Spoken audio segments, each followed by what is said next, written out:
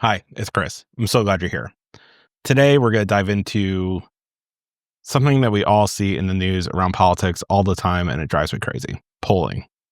What should it be used for? How do we read it? How do we use it is the last thing I'll cover. How should we use it is really the last thing I'll cover. So what is polling? First and foremost, there's a lot of news coverage on it. I don't think anyone really goes into depth. Here's what polling actually is. It's a survey.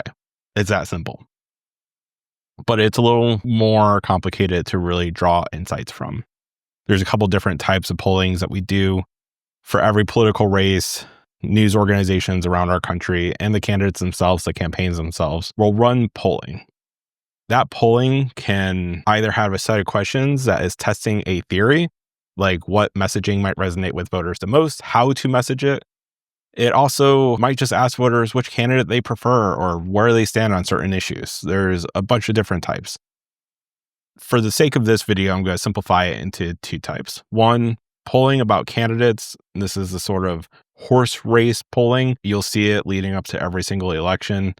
And then I want to talk a little bit more in depth about the sort of issue-based polling or the testing a theory-based polling. First, the candidate-based polling. Who do you like more, the Democrat or the Republican? Or which of these Democrats or which of these Republicans if you're talking about a primary? That polling is useful for getting views leading up to an election. They're not all that useful for predicting the election itself. Any pollsters out there will tell you they're always in the margin of error. Here's what they mean by that. No matter what type of polling you do, you basically call up, mail, or in some way reach out to a certain subgroup of voters. That subgroup has to be diverse enough to allow you to extrapolate out the views of a larger group. What do I mean by that? We live in a country of about 330 million people. Most national polls that get put up on any of our television stations are typically going to talk to about 1,000, 2,000, maybe 3,000 or 4,000 people. And then pollsters will use math to extrapolate that out. So they'll put weights on each respondent. So I'm a white male. If not a lot of white males picked up, they'll take my answers and weight it more in order to extrapolate to what they think the larger population that they're really trying to measure views are. And the reverse is true. If a bunch of white males picked up that particular poll, the weight for each of our responses will be less. And that's how they extrapolate out from a relatively small sample size to the larger population. What's the problem with that? Well, there's really two major problems. First and foremost, those polls that are based on candidates are trying to predict something that is about to happen in the future. And there's a whole lot of people who are trying to influence what's about to happen in the future. So in other words, if you're trying to have a poll to predict what's going to happen, you can change the outcome by the prediction itself, which means we really shouldn't be listening to them. The other problem is in that math. The math that says, well, we think we know how this extrapolates out. Well, when you're living through a time where the political axes are completely shifting, and I'm not going to go into that here, but just listen and watch my political labels video to just talk about how the current labels really don't make any sense anymore. How are you supposed to extrapolate out a couple thousand people to be reflective of the entire country? The pollsters will argue all day long they can. I would just say, be really, really careful. If you find entertainment value in it, I'm not going to tell you not to watch it.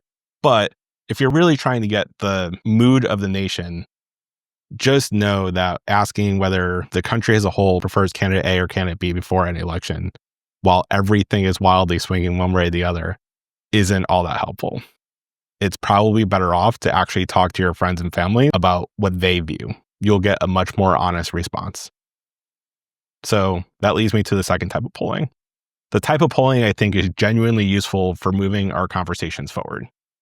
And that is issue-based polling, or basically the sort of polling that says, I have a theory.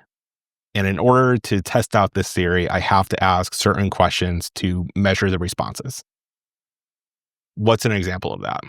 Well, around the 2024 election, Ipsos did a really interesting poll where, yes, they had basically 938 respondents, so not a huge response group, so fair criticism there.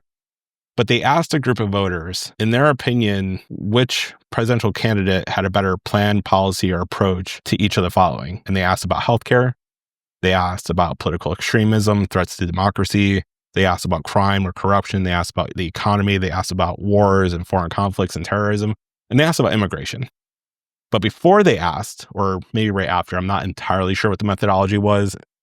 Either way, the pollster, the person asking the question, also asked some pretty basic factual questions. And then they grouped the respondents into the bucket of people who answered that factual question correctly, or people who answered the factual information incorrectly or just didn't know it. And as crazy as the 2024 election was, historic in a lot of really, truly terrible ways, this poll was done when Vice President Harris was the Democratic candidate. And what did we find?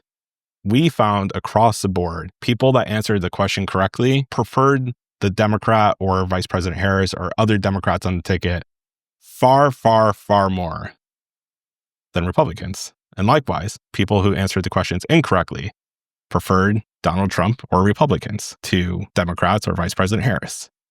It is true across the board. On healthcare, it was definitely true. On the political extremism, threats to democracy, well, never mind. They're all true. And they're true to a wild degree. Some of these have a Democratic support of people who answered the information correctly, like a D plus 70 or 70 percentage point advantage. Some are a little bit less, but they're all the same way. Why is this useful? And how do we need to be careful when we use polls like this? First of all, it's useful to identify actual problems. And that's also where we need to be careful. Careful because some people will interpret this to say, well, it's just the education gap. People who are Democrats or support Democratic candidates tend to be more educated. They tend to get information from more than one source. Those two things are definitely true for this moment in time. But here's the but. Being more educated does not necessarily mean you're more politically informed. I'll say that again. Being more educated does not necessarily mean you're more politically informed.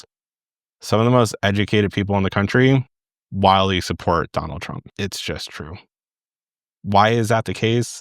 I have a theory that it basically really speaks to how much people feel like they belong and how much President Trump has made campaigning about having a cultural movement where people feel like they belong or don't belong. It is a clear us versus them sort of cultural movement. It's one I very much disagree with, but it is a cultural movement where people feel like they belong.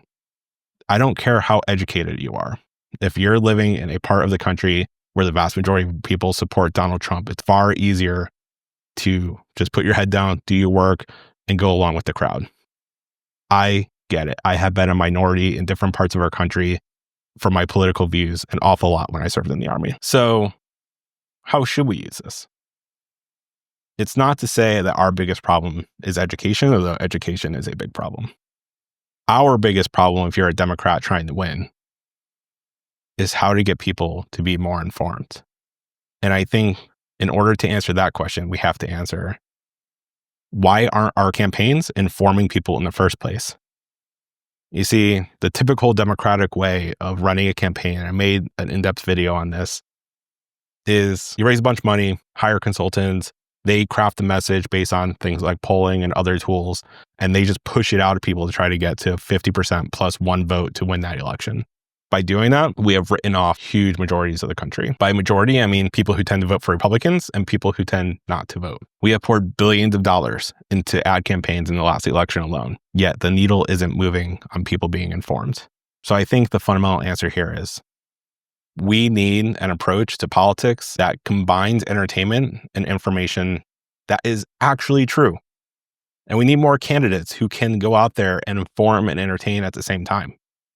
I remember when I was a kid, people who watch The Daily Show tend to be more politically informed. Were they informed because they watched a comedy show? No, they were informed and they happened to enjoy the comedy show that also brought information to them in a real way. We need to change how we approach politics, and you could be part of that change. You don't have to run for office, although if you want to, reach out. I'm happy to help. More importantly, get informed. Be informed. If you want actual pro tips of how to stay informed in a really crazy media ecosystem, throw a comment below and I'll happily give you all the pro tips to actually stay informed without having it take hours and hours and hours every day. Stay informed, talk to your neighbors, talk to your family. That's where it all starts. Be part of the change. Thanks. If you haven't yet, please click like on this video, drop a comment below, and click that subscribe button. It'll help the YouTube algorithm make sure that these videos are getting into your feed. Thank you.